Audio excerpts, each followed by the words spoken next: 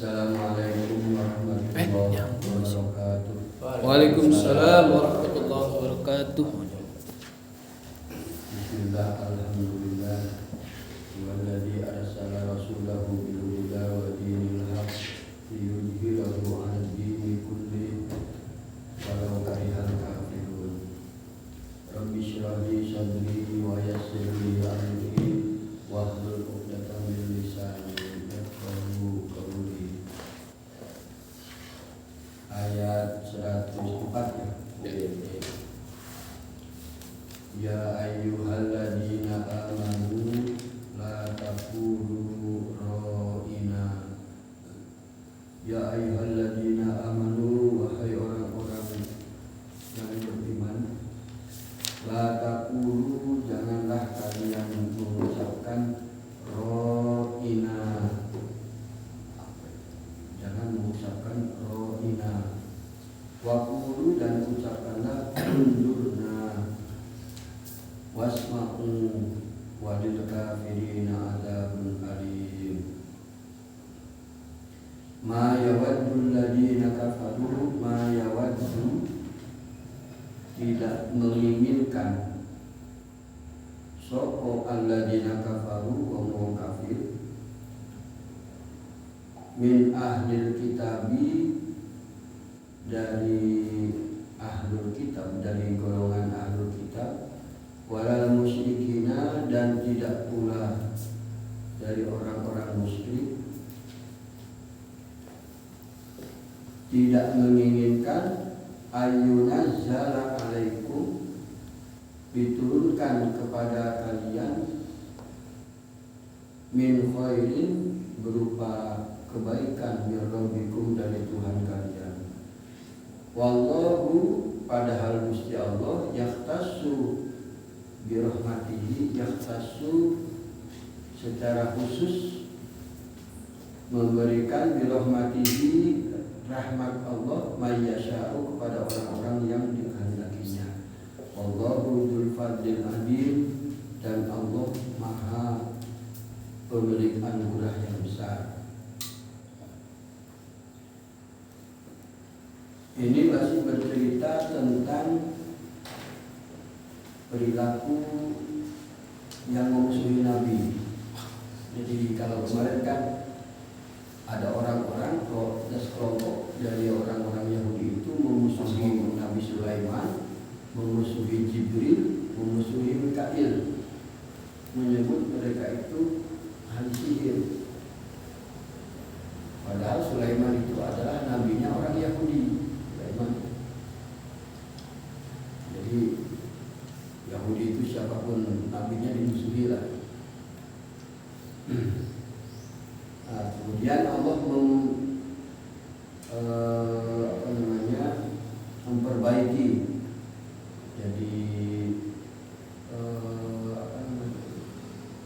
memperbaiki nama baik Sulaiman, ya, membersihkan nama, membersihkan nama baik Sulaiman, membersihkan nama baik Jibril. Padahal kata-katanya itu yang bikin membingungkan pembaca. Sama kayak gini, Annallaha bari'un minal musyrikin, di surat At-Taubah. Wa adanun minallahi wa rasulihi ilan nasi yaumal hajjil akbari annallaha bari'un minal musyrikina wa rasuluh. Itu kan susunan yang secara teori kan, annallaha, sesungguhnya Allah, wa rasulahu, dan utusan Allah, bari'un, berlepas diri. Tapi Allah, Rasulnya dipisah, annallaha bari'un minal musyrikin, Allah berlepas diri dari orang-orang musyrik, wa rasuluh, jadi Rasulnya di ujung. Nah, kalau orang tidak pandai membaca karakter penulisan Al-Quran, bisa keliru. Sama seperti kemarin kan, wa ma unzila wattaba'u ma tatlu syayatinu ala mulki Sulaiman wa ma kafara Sulaiman, dan Sulaiman itu tidak kafir, Berarti yang di ayat selanjutnya wa ma unzila ala malaika ini dan tidak pula diturunkan sihir itu pada dua malaikat.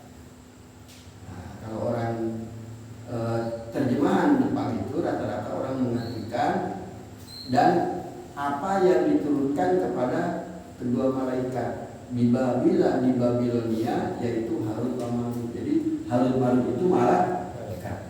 Kelirunya di situ. Padahal Harut Marut itu setan. Jadi harus tahu judul besar di atas itu Allah sedang membersihkan nama baik Nabi Sulaiman dan malaikat Jibril dan Mikail. Kalau tidak memahami judul besarnya bisa keliru. Jadi tidak mungkin malaikat diturunkan ke dunia untuk mengajarkan si. Nah, sekarang hai orang-orang beriman, jangan kalian mengucapkan ro'ina. Ro'ina itu kayak gini lah. Di kita kadang suka berseloroh. Umpamanya gini. Kayak gini. Umpamanya ada ketua RT. Ayo tami, batang doyong. Ada yang nyeletuk di belakangnya. Turu. Ya kan? Mengolok-olok. Paham ya? Lagi rapat. Setuju betul, setuju.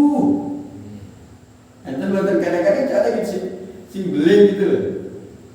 Untuk menunjukkan mengolok-olok seorang pimpinan. As-sholatu khairun minan naum. Sing celelean kan? Henteu salat, henteu naon-naon. Yang kayak gitu-gitu, jadi mengolok-olok perkataan disebutnya itu postulat agama gitu, istilah-istilah agama diselewengkan, diperolok-olok, dipelesetkan. Sama rohina juga gitu. Jadi Nabi itu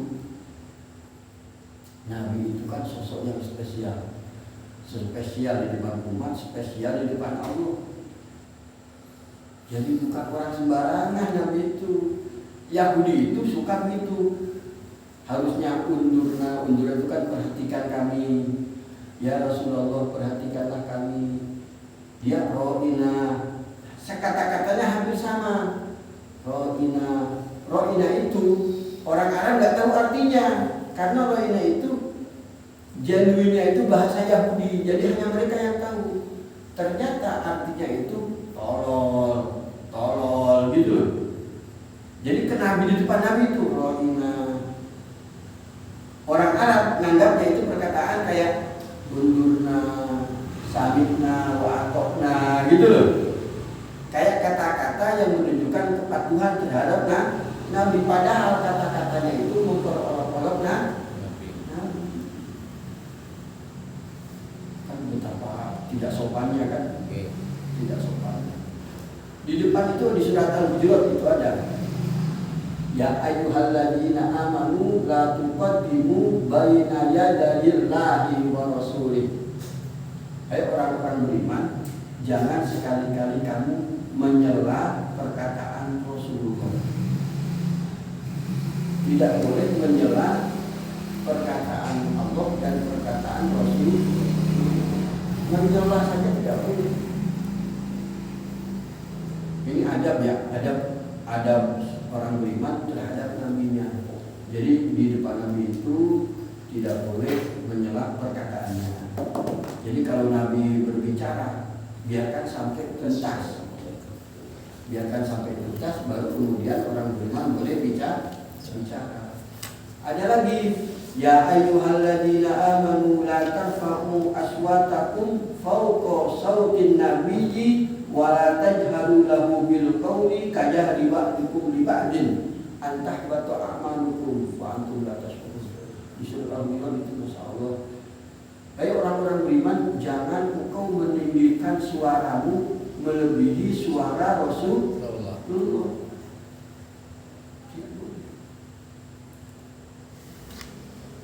Ustaz kan Rasulnya sudah nggak ada. Berarti kamu kalau bicara di depan pimpinan kamu, di depan tokoh-tokoh, di depan guru-gurumu, tidak boleh suara kita lebih tinggi dari orang itu. Itu adab namanya, itu etika. La tarfa'u aswatakum fawqa sautin nabiyyi wala tajharu lahu, jangan bicara keras lagi. Jangan bicara keras kepada Nabi sebagaimana kalian bicara keras ke teman-teman kalian. Jadi jadi pada itu. Ini adab, etika terhadap kita ini kan sejauh ini sampai sudah 105 ini kan belum bicara hukum apa-apa kan, belum bicara bicara etika. Al-Quran itu muatan paling banyak di Al-Quran ini itu akhlak, itu etika, itu attitude paling banyak, sejarah paling banyak. Mana? Dari ayat pertama sampai 105 ini yang bicara fikih kan belum. Itu artinya sebenarnya orang beriman itu harus lebih dominan bagaimana memiliki akhlak yang baik, bagaimana memiliki attitude yang baik. Karena itu yang bermanfaat dalam kehidupan. Jangan begini. Kadang orang itu memperbaiki ibadah tapi tidak memperbaiki perilaku. Itu yang keliru. Yang paling utama itu perbaiki perilaku, karena itu yang kalian lakukan sehari-hari. Bagaimana kalau kita bertemu teman, bagaimana menyapa, bagaimana cara bicara, bagaimana di depan pejabat ngobrolnya, bagaimana di depan gurunya sendiri ngomongnya, itu kan attitude. Bagaimana ngobrol di depan anak. Jadi dari awal sampai sekarang itu Al-Quran belum bicara fikih, baru bicara etika, baru bicara akhlak. Di awalnya sudah langsung Al-Quran apa tuh? Wa idza qila lahum fasidu fil ardi qalu innama nahnu muslihun. Jika dikatakan pada mereka jangan kalian merusak bumi, mereka mengatakan, oh kami ini sebenarnya sedang membuat perbaikan. Nah itu kan orang tidak punya attitude zaman sekarang. Hutan dikasih gundul, perut bumi dirobek-robek. Alasannya apa? Ini demi pembangunan, ini demi kesejahteraan. Padahal itu merusak itu. Jadi Al-Quran itu sejak awal itu yang disampaikan oleh Al-Quran itu bagaimana orang-orang beriman mementingkan akhlak, mementingkan perilaku, bagaimana memperbaiki perilaku. Nah di sini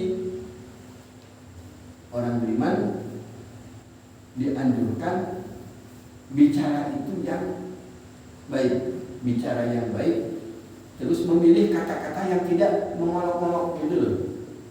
Jangan memilih kata-kata yang merendahkan orang. Di depan Nabi berarti rohina, tolol, sialan lu bagaimana? Hanya gara-gara Nabi dianggap nggak mengerti artinya. Makanya oleh Allah langsung, hai orang-orang beriman, jangan ngomong rohina, karena ada beberapa sahabat yang tidak mengerti ikut-ikutan. Ya kan?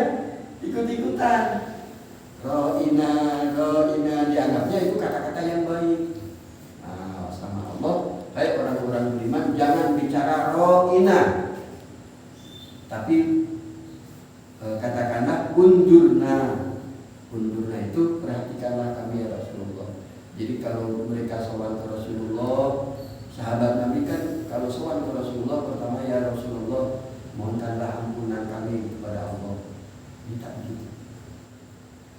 Mereka memintakan ampunan melalui lisan Rasulullah. Lisan Rasul, ya Allah ampuni sahabat kami Abu Bakar, ampuni sahabat kami Umar.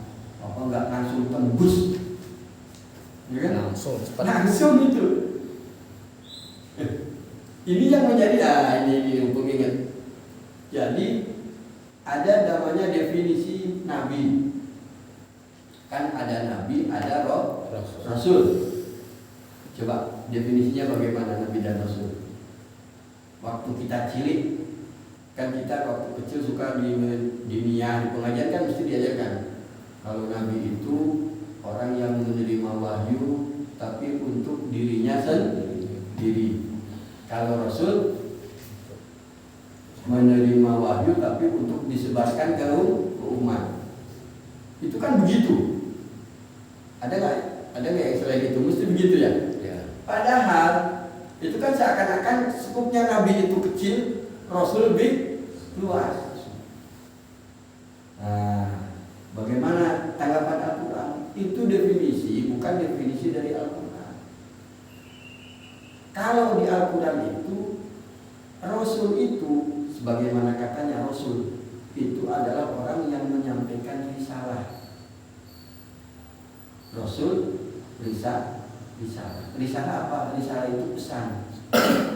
Jadi orang yang menyampaikan pesan. Pesan dari siapa? Bisa pesan dari Allah, bisa pesan dari Nabi. Kalau Nabi apa? Nabi itu orang yang mendapatkan nubuwah. Apa itu nubuwah? Di antara nubuwah itu kitab suci. Jadi Nabi itu orang yang lebih spesial, orang yang mendapatkan wahyu Allah, mendapatkan kitab suci, disampaikan ke umat. Nabi. Kalau Rasul itu sangat umum, malaikat saja bisa Rasul. Allahu yastafi minal malaikati rusula wa minan nas. Allah memilih utusan-utusannya dari kalangan malaikat dan dari kalangan manusia. Bisa saja kok kita tersesat. Ujung-ujung ada orang yang, Mas mau kemana? Mau ke kampung A. Oh jangan ke sini Mas, sana saja. Kita nggak kenal, ya kan? Kalau ada orang yang menunjuk ya, atau ada burung, atau ada gajah yang menghalangi jalan kita, kan bisa. Itu adalah utusan-utusan Allah. Utusan itu lebih luas. Tapi kalau nubuwah itu orang yang mendapatkan derajat kenabian, orang yang mendapatkan kitab suci. Nah, jadi tidak ada definisi orang yang mendapatkan wahyu tapi untuk dirinya sendiri itu ya kan? Itu definisi yang aneh. Nah, di surat Al-Hijr itu di depan ada Rasul itu alladzina yuballighuna risalatillahi wa yakhshawnahu wa la yakhshawna ahadan illallah. Jadi orang yang membawa risalah. Di surat Ali Imran di depan, setiap nabi yang diangkat menjadi nabi itu kan ada perjanjian dengan Allah. Wa in akhadha mitsaqan nabiyyina lama ataitukum min kitabin wa hikmah. Jadi ketika seorang nabi itu diangkat secara resmi menjadi seorang nabi oleh Allah, salah satu poinnya yang pertama kan Allah memberikan nubuwah, memberikan kitab suci. Terus ada perkataan, seandainya nanti ada rasul, ada seorang rasul yang membenarkan kenabianmu, maka kamu harus menolongnya. Berarti rasul itu bisa juga orang yang membenarkan kenabian. Di surat Yasin ada wajah min aksal madinati rajul yas'a qala ya qaumi ittabi'u. Dari penghujung kota itu datang seorang laki-laki yang membenarkan perkataan Nabi. Itulah utusan. Paham ya? Kenapa harus bedakan? Karena kalau Nabi itu salah satunya dapat nubuwah. Nubuwah itu apa? Dia orang-orang yang spesial, bisa berhubungan langsung dengan Allah. Coba Nabi Ibrahim kan di tengah-tengah depresinya kan bisa langsung minta ke Allah, Robbi arini andur ilaika, Robbi arini kaifa tuhyil mauta. Ya Allah, bagaimana engkau menghidupkan yang mati? Terus langsung Allah jawab. Jadi itu Nabi. Jadi Nabi itu orang-orang yang memiliki derajat khusus Allah, dia bisa langsung berhubungan dengan Allah. Itu nabi. Kalau rasul tidak. Jadi definisi yang waktu kecil itu kayak mungkin para ulama itu membuat definisi supaya lebih mudah. Padahal kalau di Al-Quran itu definisinya nabi dan rasul itu, nabi itu orang yang utama di sisi Allah yang mendapatkan kitab suci. Kalau rasul itu utusan, bisa jadi utusan ini ya untuk membenarkan kenabian. Nah, jadi orang harus berhati-hati di depan nabi karena nabi itu bisa berhubungan langsung dengan Allah. Nabi Musa, Nabi arini anul ilaik, ya Allah, ya Tuhan, coba perlihatkanlah Engkau kepadaku, aku ingin melihatmu. Kan pernah? Tidak bisa. Itu di surat Al-A'raf ya, nanti ada penjelasannya. Jadi seorang nabi itu sosok yang bisa langsung berhubungan dengan Allah. Paus. Jangan sebut namanya itu barat. Jadi tidak boleh mengatakan ro'ina karena itu kata-kata yang artinya memperolok-olok nabi. Tapi katakanlah undurna wasma'u, perhatikanlah kami ya Rasul dan dengarkanlah kami. Dari sudut pandang yang lain, kata-kata undurna wasma'u itu menunjukkan Nabi Muhammad itu seorang pimpinan. Jadi Nabi itu di satu sisi adalah seorang Nabi pembawa kitab suci yang disebarkan kepada umatnya. Di sisi lain, beliau adalah pimpinan bangsa Arab. Pimpinan bangsa Arab. Dan di sejarah kan terbukti Nabi itu secara alami menjadi sosok pimpinan ya. Dan itu diakui, terbukti beberapa negara itu kalau mengutus utusannya itu yang ditemui adalah Nabi Muhammad. Kalau bangsa Arab pengen berhubungan dengan negara luar, itu Nabi Muhammad yang tanda tangan. Jadi ada utusan ke Najasyi, utusan kemana-mana, itu Nabi Muhammad. Itu menunjukkan Nabi Muhammad itu sebagai seorang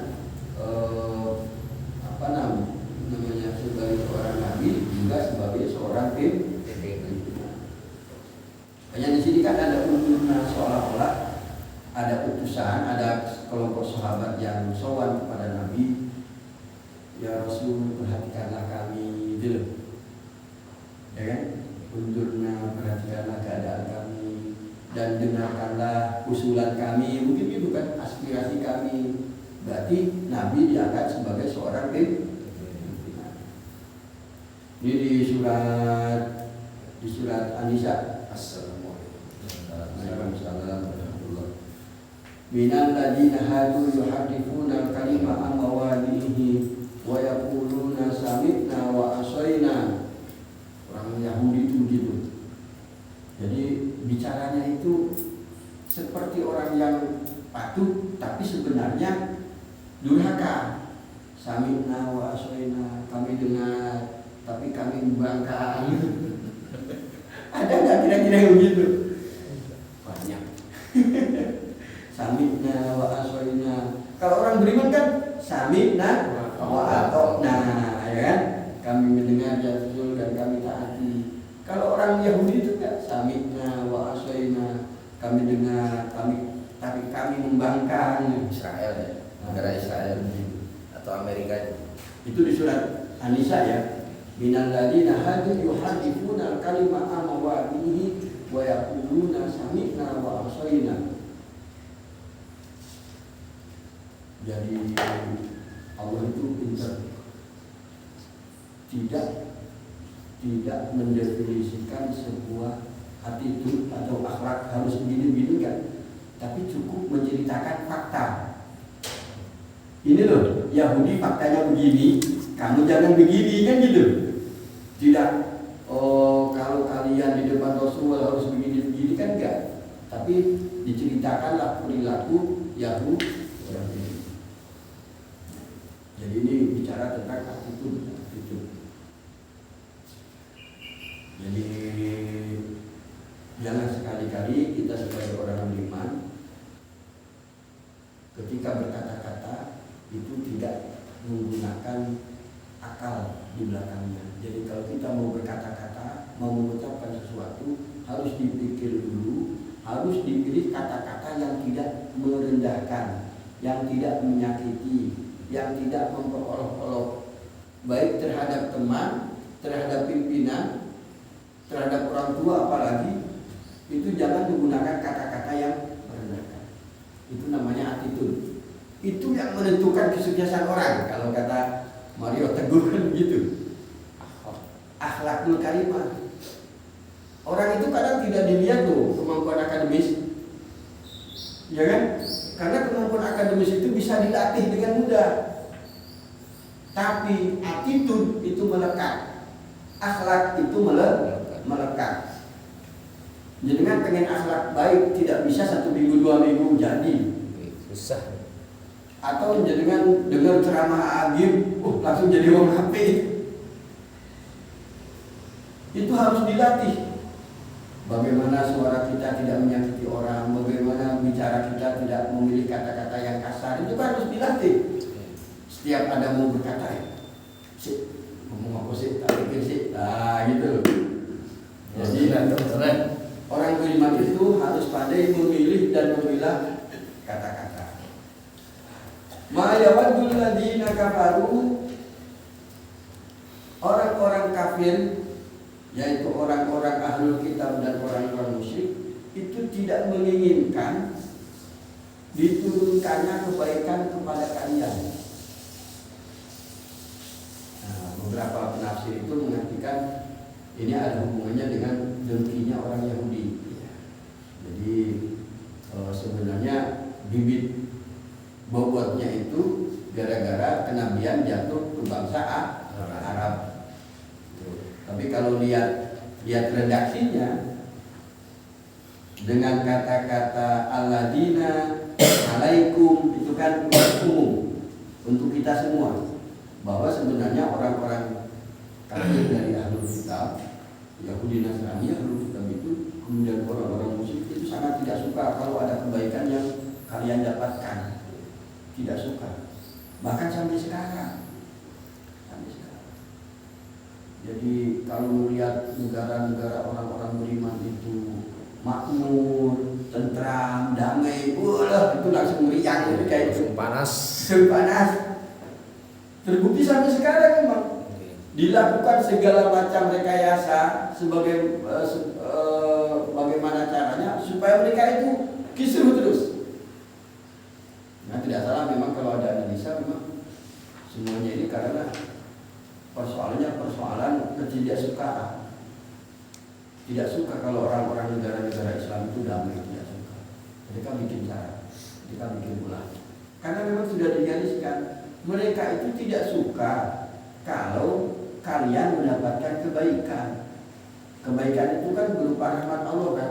Kebaikan itu bisa berupa rezeki yang banyak, melimpahnya rezeki, bisa melimpahnya kedamaian, bisa harmonis dengan sesama manusia. Itu mereka tidak suka. Nah, ini ayat untuk memotivasi kita bahwa kita ini harus mempertahankan kebaikan yang Allah berikan kepada kita. Jadi kalau melihat sejarah Nabi itu, bagaimana sahabat itu satu komando, bisa kuyup, bisa rukun. Arab itu kan bersuku-suku, dan seluruh suku di Arab itu suku yang suka berperang, merampok, penyelesaian persoalannya dengan membunuh, itu terbiasa. Ketika Nabi Muhammad menjadi seorang pimpinan, bayangkan ada satu episode Nabi Muhammad menaklukkan kota Mekah, namanya Futuh Mekah. Jadi Nabi membawa pasukan 12.000 dari Madinah menaklukkan kota Mekah. Orang Mekah langsung kejar semua. Takut semua Nabi Muhammad yang tadinya mereka rendahkan, mereka hina, mereka sepelekan, ujuk-ujuk membawa pasukan 12.000, bayangkan. Idza jaa nasrullahi wal fath wa ra'aitan nasa yadkhulun. Bayangkan Nabi Muhammad datang, kemudian orang Arab karena saking takutnya semuanya berbondong-bondong masuk Islam. Aku aja berbondong-bondong. Jadi Nabi Muhammad berhasil menyatukan kelompok-kelompok di Arab, suku-suku di Arab yang tadinya suka berperang, menaklukkan kota Mekah tanpa satu pun darah menetes. Tidak ada darah menetes, tidak ada darah tertumpah. Karena orang pada akhirnya hormat dengan Nabi. Dan Nabi dengan elegan, siapa yang masuk masjid selamat, aman. Siapa yang masuk rumah Abu Sufyan, selamat. Siapa yang tinggal di rumah, selamat. Karena tujuan Nabi menuju Ka'bah. Jadi orang menyelamatkan diri masing-masing. Ada yang masuk rumah Abu Sufyan, ada yang masih di Haram, ada yang di rumah, selamat. Nah, sejak saat itulah secara resmi Nabi Muhammad menjadi pimpinan seluruh Jazirah Arab. Nah, tadi dibilang bahwa Nabi Muhammad itu dari redaksi yang dikirim itu kata-kata undurna wasma'u itu menunjukkan Nabi Muhammad itu seorang pimpinan, bukan hanya sebagai nabi. Jadi ini Al-Quran tidak bermaksud kalian menyalahkan ahlul kitab orang musyrik, karena memang mereka orang musyrik, orang kafir. Tidak mungkin mereka rela dengan orang-orang beriman. Tetapi maksudnya bagaimana kita mempertahankan kebaikan yang sudah Allah berikan kepada kita, gitu. Negeri yang kaya raya itu negeri mana? Pasti negeri orang-orang beriman. Yang punya minyak Arab, yang punya emas berlian Afrika Muslim.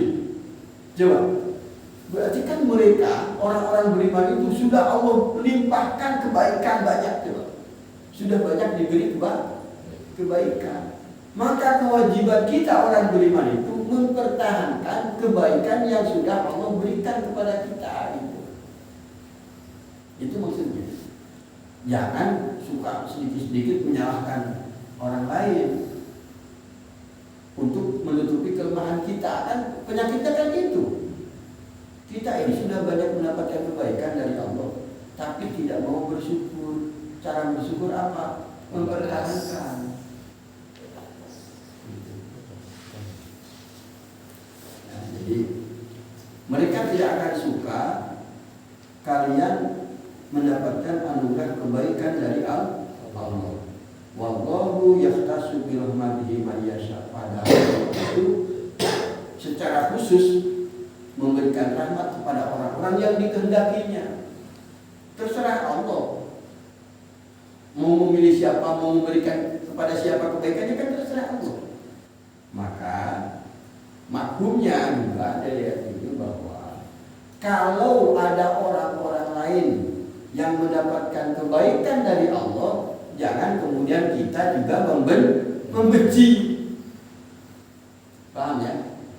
Jadi kebaikan itu mayasanya Allah, itu bagian dari kehendaknya Allah. Tidak bisa kita mendikte, ya Allah jangan kasih dia kan orangnya begini. Masa dikasih kebaikan, ternyata Allah berikan ke dia. Apa gak loro hati itu? Ya kan? Jadi kalau ada tetangga, ada saudara yang mendapatkan kebaikan, lebih baik kita bersyukur alhamdulillah.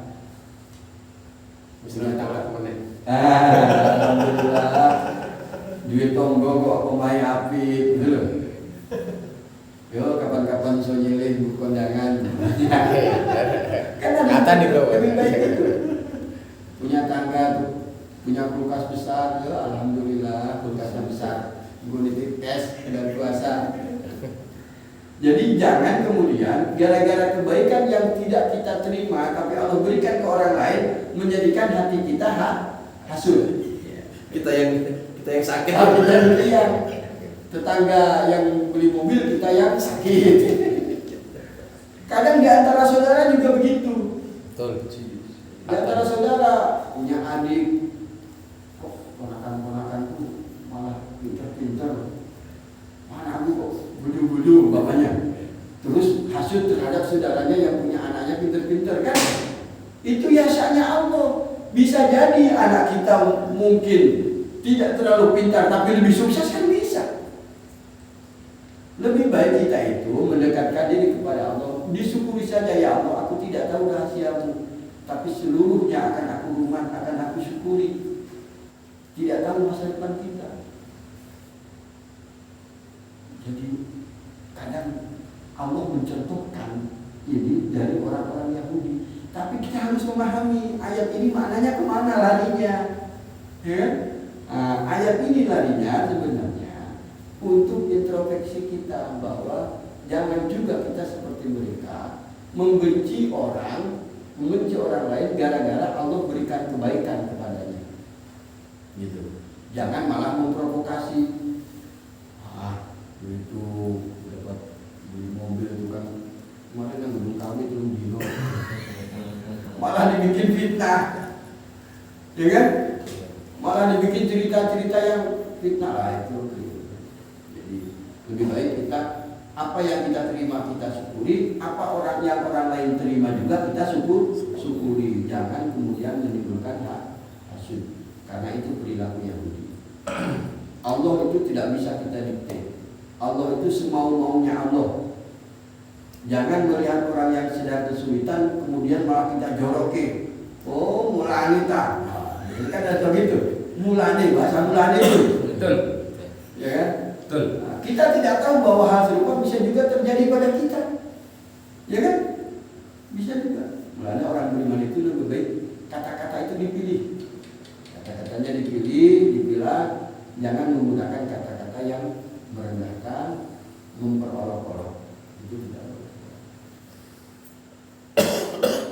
Insya Allah besok baru kita mau mengkaji dasar-dasar fikih. Sudah 105 baru. Manan min ayatin au nunsiha na'ti bi khairin minha. Jadi Al-Quran lebih banyak mengupas tentang etika, tentang akhlak, tentang ilmu pengetahuan, tentang sejarah, fikih itu sedikit sekali. Bahkan ada yang bilang paling cuma 100 ayat, nggak sampai 100 ayat yang bicara fikih. Tetapi yang paling banyak kita gegeran bertengkar gara-gara fikih. Kenapa tidak perbaiki saja akhlak kita? Wallahul muwaffiq ila aqwamit thoriq. Wassalamualaikum warahmatullahi wabarakatuh. Waalaikumsalam warahmatullahi